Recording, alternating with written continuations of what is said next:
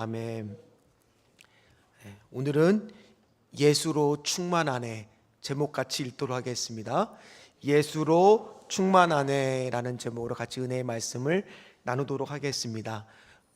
원싱이라는 책이 있습니다. 그러니까 원싱, 한 가지라는 거죠. 그래서 이 책이 주는 메시지는 뭐냐면 자신에게 중요한 한 가지 일에 집중하라는 겁니다. 혹시 여러분도 고구마 캐보셨죠? 고구마 캘 때 이렇게 하나만 나오나요? 아니면 그게 캐다 보면은 줄줄이 엮어서 나오나요? 네, 그것처럼 하나의 고구마를 뽑았을 때 줄줄이 엮였듯이 이 문제 하나에 집중해서 이것이 잘 해결이 되면 다른 문제들까지 한꺼번에 풀 수 있는 가장 본질적인 한 가지, 그거를 책 제목에서 원싱이라고 한 거예요. 그거에 집중하고 몰입하라는 겁니다. 지난 시간에 우리가 10일 후의 변화라는 제목으로 같이 말씀의 은혜를 나눴는데요. 마가의 다락방에 120명이 모여서 집중적으로 원싱, 한 가지를 지금 구하고 있다라고 그랬습니다. 그래서 그때 말씀이 더불어 마음을 같이하여 오로지 기도에 힘쓰더라. 기억나시죠? 그래서 더불어라는 뜻은 뜻을 같이 했고 결정을 같이 했다. 그리고 오로지 힘쓰더라는 뭐에 내가 매여 있다. 그래서 그들이 온통 집중적으로 기도에 매이면서 구했던 것이 바로 뭐예요? 그 원싱이 뭐였어요? 바로 우리가 오늘 같이 살펴볼 성령이라는 거예요. 드디어 오늘 1절 말씀을 보면 성령이 임하는 역사가 시작이 됩니다. 우리 1절 말씀을 같이 읽도록 하겠습니다. 오순절 날이 이미 이름에 그들이 다 같이 한 곳에 모였더니, 우리나라도 명절이 큰 게 있잖아요. 뭐하고 뭐가 있어요? 설날하고 추석이 있듯이 이스라엘도 3대 절기가 있습니다. 혹시 그게 뭔지 아세요? 하나는 유월절, 그렇죠. 그리고 또 하나가 오순절. 네. 세 번째는 잘 모르시는 분들이 많더라고요. 세 번째가 수장절 또는 초막절, 장막절이라고 같은 이름이거든요. 이렇게 불리는 게 3대 절기입니다. 그런데 오늘 이 시기가 임하는 그때가 바로 언제라고 오늘 1절 말씀에 나와요. 오순절 날이 이미 이름에, 마치 오순절 날이 온 것처럼 강조하고 있어요. 왜 하필이면 오순절 날이냐? 오늘 이 원어의 뜻을 보면 오순절로 가득 채워졌다라는 얘기예요. 그게 무슨 말이냐? 오늘 그냥 시간이 흘러서 오순절 날 성령님이 온 게 아니라 성령님이 딱 오순절 날에 맞추어서 하나님의 구원 계획과 섭리 가운데 그날 오셨다라는 뜻이에요. 무슨 말이라고요? 때가 차서 하나님의 때가 돼서 오늘 성령님이 오신 날이 오순절이라는 겁니다. 왜? 거기에는 중요한 의미가 있습니다. 자, 이스라엘의 첫 번째 명절 유월절의 의미가 뭐예요? 문설주에 어린 양의 피를 발랐을 때 그때 그 죽음이 그로부터 패스오버, 지나갔다, 그래서 그거를 유월 한자로 지나갔다, 넘어갔다, 그래서 유월절이라고 부릅니다. 근데 그날 무슨 일이 있었느냐? 유월절 전날 예수님이 잡히시고 유월절 날 예수님이 어린 양의 피가 되어 뭐 하셨어요? 십자가에 달려 돌아가셨어요.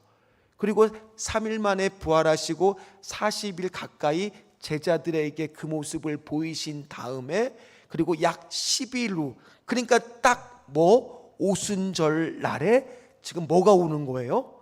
성령님이 임하시고 있는 거예요. 그러니까 이게 뭔가 딱딱딱 시간이 맞아 떨어지고 있다는 얘기예요. 거기에는 하나님의 계획이 있기 때문입니다. 원래 오순절의 의미는 첫 곡식을 감사하는 마음으로 드리는, 다른 말로 맥주절 또는 칠칠절이라고 부르거든요. 즉 성령님이 그날 오셨다라는 것은 뭐를 뜻하는 거예요? 우리가 성령의 인도하심에 따라 성령의 진리의 열매가 맺어지는 날, 그날에 딱 오순절에 맞추어서 오셨다라는 거예요. 따라서 오늘 여기 오신 분들 중에서 그냥 오신 분은 없어요. 하나님의 관점에서 보면 다 뭐예요? 하나님의 구원의 계획의 섭리 안에서 오신 거예요. 오늘 혹시 여기에 처음 오신 분이 있다고 가정해 보면 그분이 이 자리에 오신 것도, 예수를 믿게 된 것도 오늘 그 사람한테는 뭐가 되는 거예요? 오순절 날이 이미 이름해가 되는 거예요. 또 여기 중에서 메마른 심령 가운데 있다가 하나님께 좀 은혜 받고자, 회복하고자 이 자리에 나왔다라는 것도 그분한테도 오늘 무슨 날이 되는 거예요? 오순절 날이 이미 이름의 날이 되는 거예요. 그래서 우리가 아까 불렀던 찬양 뭐였습니까? 이때라 이때라, 뭐라고요? 주의 긍휼 받을 때가 이때라. 저는요, 이상하게 설교하는 것보다 찬양하는 게 제일 두려워요.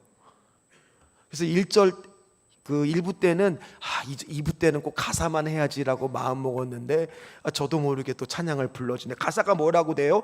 지금 주께 나와 겸손하게 아뢰라, 구원함을 얻으리. 오늘 여러분들도 누군가에게는 오늘 바로 오순절 날이 이미 이름에 성령을 받을 날이고 성령의 충만함을 받은 날이 바로 이때일 줄 믿습니다. 오늘 이때가 될 수도 있다라는 얘기예요. 그래서 그들에게는 확실하게 보이는 간증과 사건들이 경험되게 됩니다. 그게 오늘 2절부터 이제 시작이 됩니다. 2절 말씀을 같이 읽도록 하겠습니다. 호련히 하늘로부터 급하고 강한 바람 같은 소리가 있어 그들이 앉은 온 집에 가득하며. 자, 바람이가 아니라 바람 같은 소리, 이 소리가 지금 다 느낄 정도로 들렸다라는 겁니다. 무슨 소리인지는 정확하게는 모르겠지만 어쨌든 그들은 지금 오늘 성령이 임하시고 있는 것을 뭐하고 있는 거예요? 지식으로 아는 것이 아니라 몸소 다 뭐하고 있는 거예요? 체험하고 경험하고 있는 겁니다. 오늘 여러분들이 성령의 충만을 받아야 됩니다. 또는 예수를 안 믿는 사람은 성령의 세례를 받아야 됩니다. 그거는 지식으로 아는 것이 아니라 뭐라고요? 체험하는 거예요. 느끼는 거예요. 오늘 3절 말씀도 보십시오. 같이 읽도록 하겠습니다. 마치 불의 혀처럼 갈라진 것들이 그들에게 모여 각 사람 위에 하나씩 임하여 있더니. 불의 혀처럼 마치 막 갈라져서 각 사람마다 다 임하고 있는데 한 명도 안 받은 사람이 있어요, 없어요? 없었다라는 얘기예요. 오늘 우리 예배 가운데에서도 성령의 세례를 받거나 성령의 충만을 받는데 빠지는 분들 없으시기를 주의 이름으로 축복합니다. 하나님은 다 주실 수 있는 분이시라는 거예요. 오늘 예배 중에서 그것이 경험돼야 될 줄 믿습니다.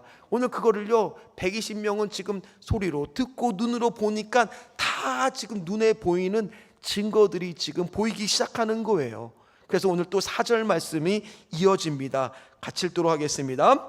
그들이 다 성령의 충만함을 받고 성령이 말하게 하심을 따라 다른 언어들로 말하기를 시작하니라. 아멘. 그들이 지금 어떤 말로 시작하느냐?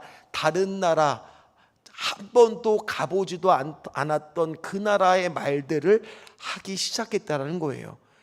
방언이라고 하는 외국어로 말하는 그런 말들을 하기 시작했다는 거예요. 그러니까 놀라운 일이죠. 그렇다면 여러분들 오늘 말씀을 들으면서 궁금해야 되는 거예요.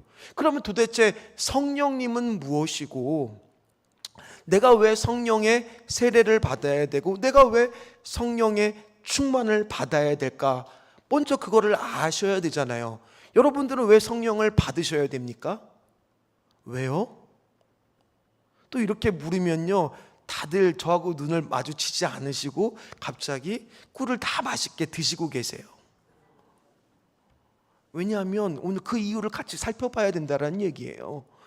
오늘 성령이라고 하는 단어는요, 히브리어로 구약 성경에서는 루하흐라고 하고요, 그 다음에 신약 성경에서는 퓨뉴마라고 하는 단어인데 이 뜻이 호흡, 생명, 그 다음에 바람, 이런 뜻으로 되어 있습니다. 근데 이것이 처음으로 등장하는 게 창세기 2장 7절 말씀입니다. 우리 같이 읽도록 하겠습니다. 여호와 하나님이 땅에 흙으로 사람을 지으사 생기를 그 코에 불어넣으시니 사람이 생명이 되리라. 아멘. 하나님이 사람을 창조하시고 그 코에 뭐를 넣었어요? 후 하고 생기를 넣어 주시니까 생명이 됐는데, 그 생기가 바로 하나님의 영을 넣어 줬다는 얘기예요. 그러니까 처음에 아담이 만들어졌을 때 그 안에는 이미 뭐가 있었어요? 하나님의 영이 함께하고 있었습니다. 그런데 무슨 일이 발생하느냐? 여러분 다 알다시피 선악과를 따고 그리고 뱀의 유혹을 쫓았을 때 창세기 6장 3절 이런 일이 일어나기 시작됐습니다. 죄가 들어왔을 때 이런 일이 일어났습니다. 같이 읽도록 하겠습니다. 여호와께서 이르시되 나의 영이 영원히 사람과 함께하지 아니하리니 이는 그들이 육신이 됨이라. 그러나 그들의 날은 120년이 되리라 하시니라. 아멘. 하나님의 영이 어떻게 됐다는 거예요? 육신이 됐다는 얘기는 하나님과의 단절을 의미해요. 그러니까 하나님의 영이 지금 모았다는 얘기예요? 떠나갔다는 얘기예요. 함께 있었던 하나님의 영이 지금 죄악으로 말미암아 떠나갔다는 얘기예요. 그런데 하나님은 어떤 분이에요? 하나님의 성품은 어떤 분이에요? 사랑이 많으시잖아요. 긍휼하시고 인자가 많으신 분이잖아요. 그래서 요엘서 2장 28절에 이렇게 약속을 해주십니다. 같이 읽도록 하겠습니다.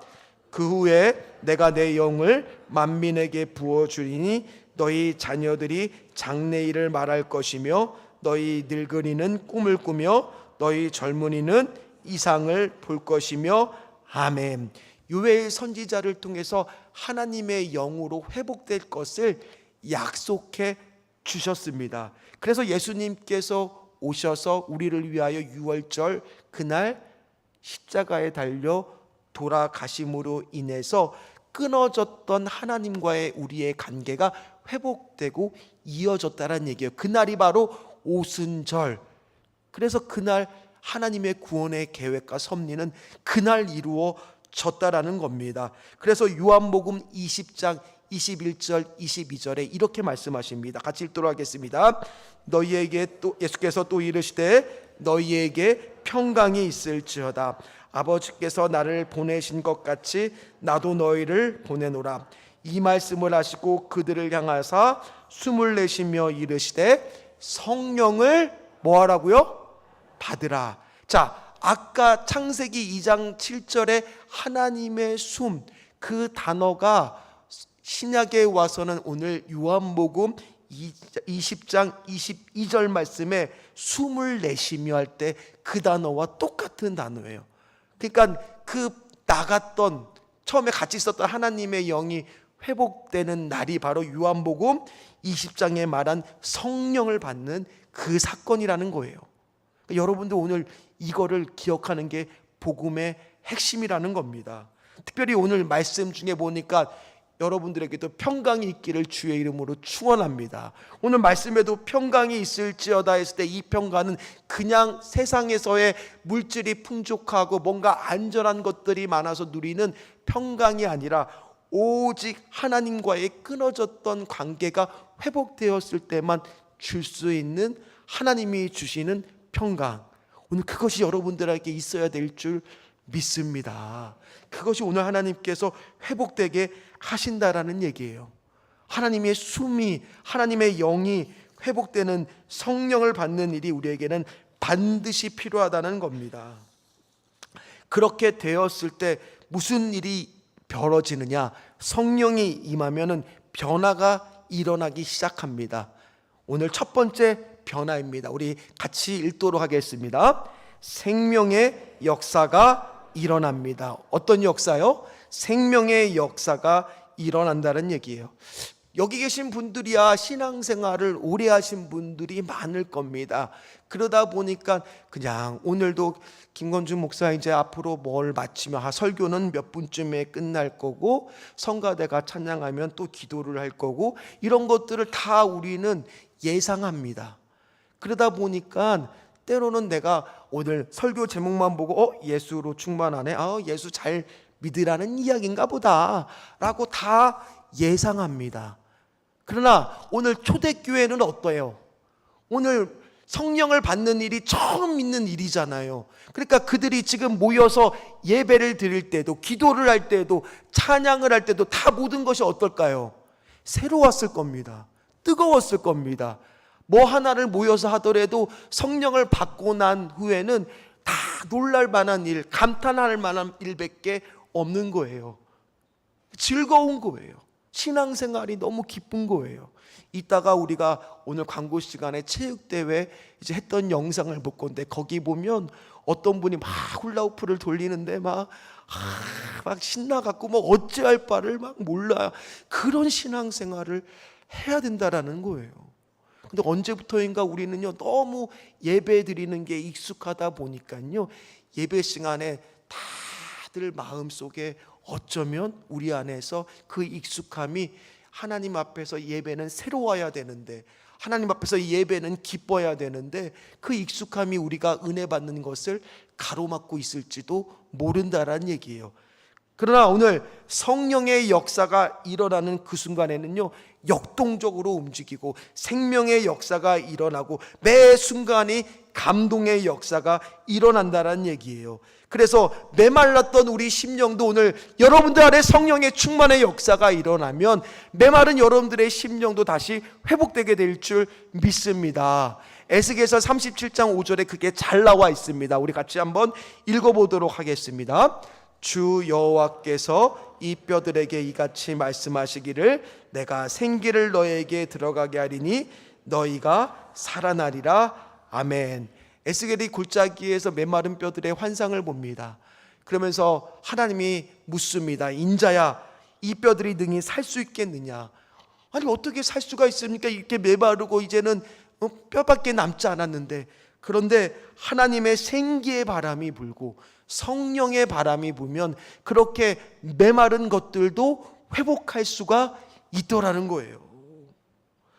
우리 오늘도 예배 드리는 가운데 여러분들이 가운데 육체적인 질병도 앓고 있는 분이 있을 것이고요, 마음의 상처를 받은 가운데 그 마음의 상처가 크신 분들도 있을 수 있고요, 영적으로도 아픈 분이 있을 수 있고 정신적으로도 힘든 분도 있을 수 있습니다. 그러나 오늘 우리가 성령의 역사가 일어나면, 생명의 역사가 일어나면 오늘 우리도 예배 중에 하나님의 만지심이 있다는 얘기예요. 우리의 상처를 정확하게 아시고 그것을 정확하게 진단하시고 오늘 예배 중에 그 손길이 그 아픈 상처의 부위를 만지시며 치유되며 생명으로 회복하는 역사가 있을 수 있다는 얘기예요. 어떤 사람은요, 지금 꿈이 없고 속사람이 무너져 분도 이 가운데 있을지도 모릅니다. 그러나 오늘 절망의 자리에서 일어날 수 있고요, 꿈이 생길 수 있고요, 길이 보이기 시작하는 곳이 바로 우리가 드리는 신전주교의 예배라는 거예요. 그래서 생명의 역사가 일어나는 곳, 그것이 바로 교회인 줄 믿습니다. 두 번째 역사입니다. 무슨 역사가 또 일어나요? 같이 읽겠습니다. 회개의 역사가 일어난다라는 얘기예요. 성령이 임하기 시작하면요, 뭐가 되느냐? 내 죄가 보이기 시작합니다. 지극히 작은 것까지 마음에 걸리기 시작됩니다. 성령이 충만할수록요, 하나님 이거 싫어할 것 같은데, 이거 하면 안 될 것 같은데, 그런 것들이 이제 보이기 시작하고 느껴지기 시작할 거예요. 그래서 이거 하면 안 되겠다, 이거 하나님 분명히 싫어하실 거야, 그런 마음들이 들기 시작하는 겁니다. 그래서 갈라디아서 5장 16절에 이렇게 나옵니다. 같이 읽겠습니다. 내가 이르노니 너희는 성령을 따라 행하라. 그리하면 육체의 욕심을 이루지 아니하리라. 아멘. 억지로 내가 말씀을 지키려고 그러는 게 아니라 성령을 쫓아 행하다 보니까, 예수님이 좋다 보니까 죄로부터, 어두운 거로부터 자꾸만 멀어지게 되더라는 겁니다. 그래서 성령이 임하면요, 오늘 예배 중에서도 무슨 역사가 일어나느냐? 하나님, 나의 죄를 용서하여 주시옵소서. 내가 일주일 동안도 이렇게 죄악 가운데 살았습니다 라고 하면서 예배 중에서도 뭐가 일어나요? 회개의 역사가 일어난다는 얘기예요. 아파하는 역사가 일어나는 거예요. 하나님, 내가 한 주 동안도 주님이 나를 때문에 얼마나 마음이 많이 아파하셨을까? 주여 죄송합니다. 죄송합니다. 눈물이 나면서 죄를 자복하는 역사가 일어났을 때 그때 뭐가 일어나느냐? 부흥의 역사가 같이 일어나는 거예요. 신전주 교회 여러분 영적 부흥이 일어나기를 간절히 소망합니까? 그럼 우리 예배 중에서 우리를 아파하는 마음이 있어야 돼요. 하나님, 내가 말씀대로 살지 못했고 하나님 뜻대로 살지 못했음을 아파하면서 남의 것들 볼 필요 없어요. 나의 죄를 보면서 하나님 앞에서 내가 회개하고 자복했을 때, 하나님의 용서함을 받았을 때 그것이 오히려 나의 자유함을 누리는 기쁨으로 회복되더라는 거예요. 그런 사람은요, 뭐가 일어나느냐? 생각이 바뀌고 말이 바뀌고 태도가 바뀌고 행동이 바뀌고 마음이 바뀌기 시작한다라는 거예요. 그래서 그냥 하나님이 원하시는 생각과 행동을 하게 되더라는 겁니다. 여러분들의 일주일 동안 살았던 삶을 한번 생각해 보세요. 여러분들 일주일 동안 무슨 이야기를 많이 하셨습니까? 예수로 충만하셨습니까? 아이, 목사님은요, 네, 저도 다 그렇게 하지는 못했습니다. 그렇기 때문에 오늘 주님 앞에서 이 목사인 저도 뭐 해야 되는 거예요? 뭐 해야 되는지 다 아시면서 또 목사라고, 목사인 저도 열이 없어요. 뭐 해야 되는 거예요? 자복하고 회개하는 영을 달라고 해야 되는 거예요. 주님 앞에서 저도 매일이 회개하는 마음이 있어야 되는, 그게 자책감을 느끼라는 말이 아니에요. 죄책감을 느끼라는 말이 아니에요. 오히려 주님 앞에서 고백하고 용서받음으로 자유함을 누리라는 거예요. 그래서 다시 성령 충만으로 나를 덧입으시면 된다라는 거예요. 여러분, 성령님이 우리 안에 임하고 성령이 충만할 때는 첫 번째 무슨 역사가 일어나요? 생명의 역사가 일어납니다. 두 번째 무슨 역사가 일어나요? 회개의 역사가 일어납니다. 마지막 세 번째입니다. 무슨 역사가 일어납니까? 같이 읽도록 하겠습니다. 복음의 역사가 일어납니다. 오늘 6절 말씀입니다. 같이 읽겠습니다. 이 소리가 남에 큰 무리가 모여 각각 자기의 방언으로 제자들이 말하는 것을 듣고 소동하여, 예루살렘에서 큰 소동이 일어났는데 왜 그러냐면 120명이 모여서, 이 사람들이 분명 갈릴리 사람들인데 한 번도 그 땅을 벗어난 적이 거의 없었던 사람들인데, 지금 그 예루살렘에는 수많은 지금 각 지방에서 온 사람들의 말들이 있을 건데, 그들이 지금 복음을 그 사람들의 말로 다 전하고 있는 거예요. 쉽게 이야기해서 영어로, 스페인어로 다 지금 전하고 있는 겁니다. 오늘 9절부터 11절에 그 사람들의 말들이 나옵니다. 같이 읽도록 하겠습니다. 우리는 바데인과 메데인과 엘라임과 또 메소보다미아, 유대와 갑바도기와 본도와 아시와 부르기아와 밤빌리아, 애굽과 및 구레네에 가까운 리비아, 여러 지방에 사는 사람들과 로마로부터 온 나그네 곧 유대인과 유대교에 들어온 사람들과 그레데인과 아라비아인들이라, 우리가 다 우리의 각 언어로 하나님의 큰 일을 말함을 듣는도다 하고 아멘. 오늘 여기에 나오는 민족과 국가 이름만 해도 16개예요. 그러니까 120명이 무려 최소한 16개 이상의 언어로 지금 말하기 시작했다라는 거예요. 놀랍지 않아요? 놀랍지 않습니까? 굳이 영어 학원 등록할 필요가 없겠어요. 성령의 충만함을 받기만 하면 오늘 그 당시에는 그런 일들이 일어나기 시작했다라는 겁니다. 그래서 그들은 충격을 먹습니다. 어떻게 저 사람들이 저렇게 말할 수 있는가? 큰 소동이 일어납니다. 12절입니다. 같이 읽겠습니다. 다 놀라며 당황하여 서로 이르되 이 어찌 된 일이냐 하며, 바로 복음의 역사가 일어나고 복음에 참여하는 자가 된다라는 얘기예요. 여러분, 성령에 충만하다는 것은 이적과 기적을 경험하는 것이 아니라 바로 복음의 증인이 되는 거예요. 성령이 충만한 사람은 뭐가 되는 거예요? 복음의 증인이 되는 거예요. 복음에 참여하는 자가 되는 거예요. 그 여러분들 중에서 주여, 하나님, 목사님, 저는 아직도 믿음이 너무 부족합니다. 저는 아직 너무 연약합니다. 제가 어떻게 감히 전도를 하고 복음을 전하는 자로 쓰임받을 수 있겠습니까? 라고 생각할 수도 있어요. 그래서 에베소서 2장 20절에서 22절에 보니까 이렇게 나옵니다. 같이 읽도록 하겠습니다. 너희는 사도들과 선지자들의 터 위에 세우심을 입은 자라. 그리스도 예수께서 친히 모퉁이 돌이 되셨느니라. 그 안에서 건물마다 서로 연결하여 주 안에서 성전이 되어가고 너희도 성령 안에서 하나님이 거하실 처소가 되기 위하여 그리스도 예수 안에서 함께 지어졌느니라. 함께 지어져 가느니라. 둘 중에 뭐예요? 지어져서 완성이 됐어요? 아니라 함께 지어져 가고 있는 중이라는 거예요.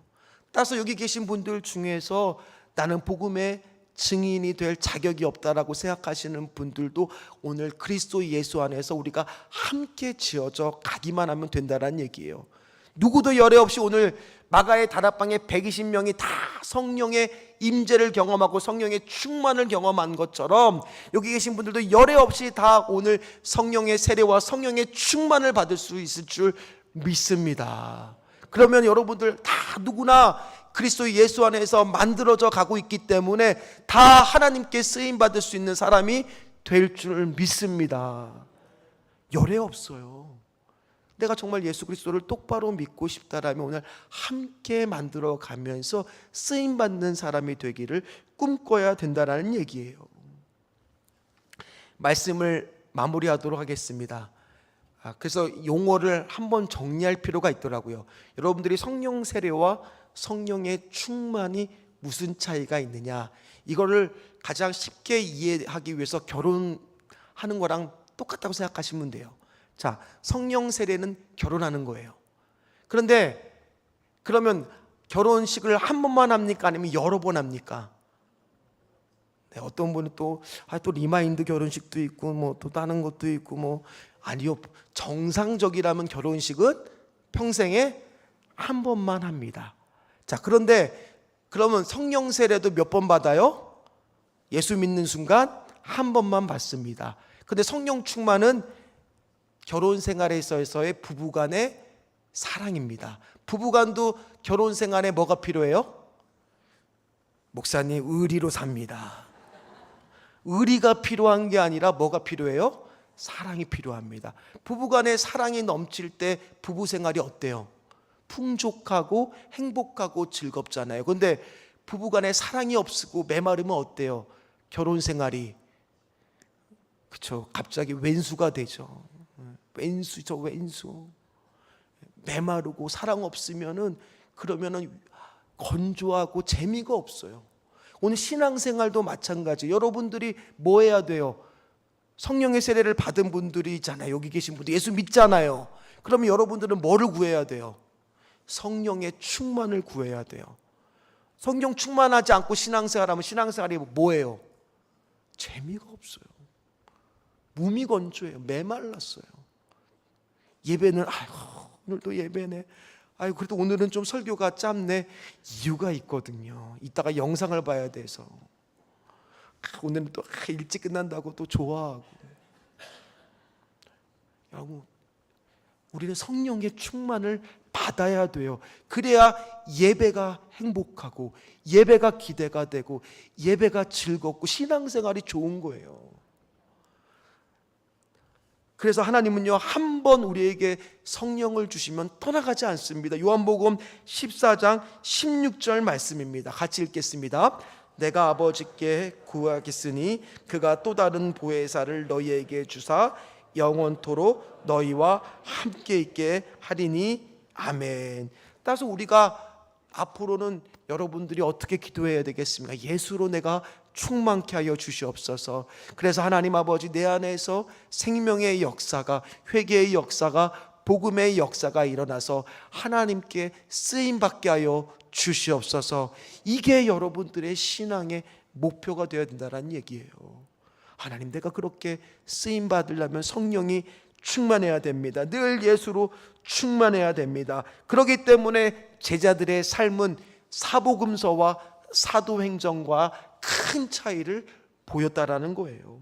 예수로 충만하니까 그 안에 예수로 꽉 꽉 차 있으니까 다른 것들이 침투할 틈이 없더라는 거예요.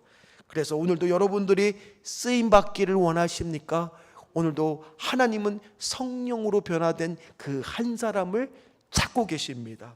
성령의 충만함으로, 예수의 충만함으로, 성령과 동행함으로 오늘 믿음의 주인공이 되시는 저와 여러분들 되시기를 주의 이름으로 축원합니다. 축원합니다. 우리 같이